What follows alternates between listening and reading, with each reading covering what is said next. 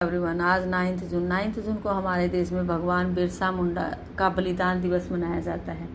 आज के दिन का मुख्य उद्देश्य आदिवासी समाज के उत्थान, उनके अधिकारों, देश के स्वतंत्रता संग्राम में उनके अद्वितीय योगदान को याद रखना, उनके कार्यों को याद रखना आज के दिन का मुख्य उद्देश्य है।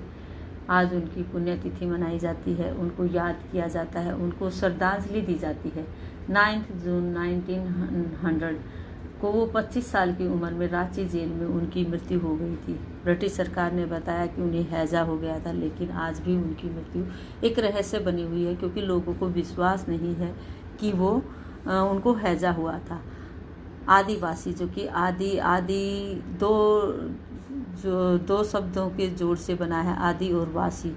जैसे आदि का अर्थ है आरंभिक, प्राचीन, वासी का अर्थ है रहने वाले। तो जो पुराने समय से पहले से रहने वाले हैं वो आदिवासी कहलाते हैं। आदिवासी अपनी ज़मीन, पारंपरिक संस्कृति, जंगल के अधिकारों के प्रति जागरूक रहते हैं।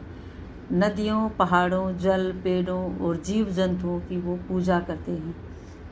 अंग्रेजी हुकूमत और जमींदारी प्रथा के खिलाफ भगवान बिरसा मुंडा ने बहुत बड़ा विद्रोह किया था। वो इन चीज़ों को नहीं मानते थे। इस दिन आदिवासी समुदाय के लोग उनकी कला, संस्कृति और भाषा को बढ़ावा देने के लिए उनको याद करते हैं, उनको श्रद्धांजलि देते हैं। आज का जो दिवस है, यह दिन महान आदिवासी स्वतंत्रता सेनानी और जननायक भगवान बिरसा मुंडा की पुण्यतिथि है। उनके बलिदान दिवस पर उनको श्रद्धांजलि देने के लिए मनाया जाता है, उनके कार्यों को याद करने के लिए मनाया जाता है।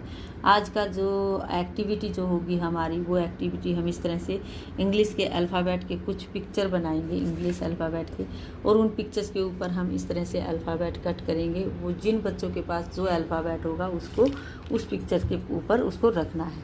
जैसे हम बच्चे को बोलेंगे T for tree, where are you.